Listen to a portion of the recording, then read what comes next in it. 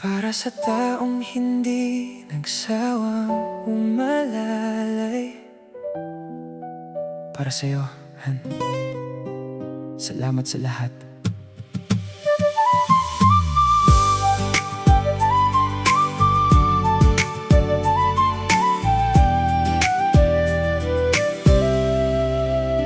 Nung pakiramdam ko wala na akong matatakbuhan, ikaw ang unang kamay na kusang umabot sa'kin.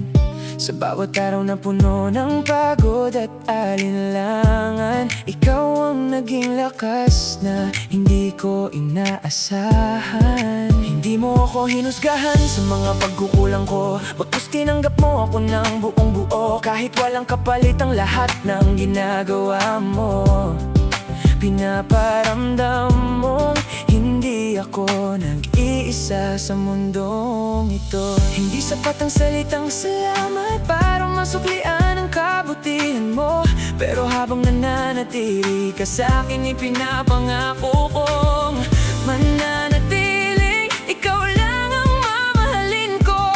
Ikaw lang ang mamahalin ko. Salamat, Han, sa bawat oras na ibinigay mo sa'kin. Nung wala akong masandalan, ikaw ang naging tahanan ng damdamin.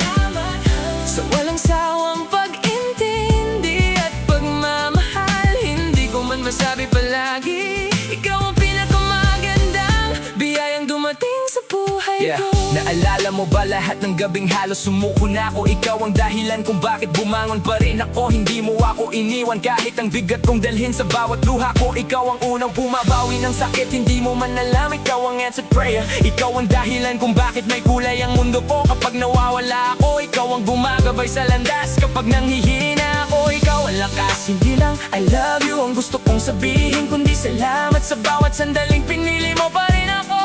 Kung may habang buhay man, sana ikaw pa rin ang kasama ko. Hindi ko kailangan ng mamahaling regalo, dahil sapat na ang presensya mo. Sa simpleng yakap at pag-aalala mo, napapawi lahat ng takot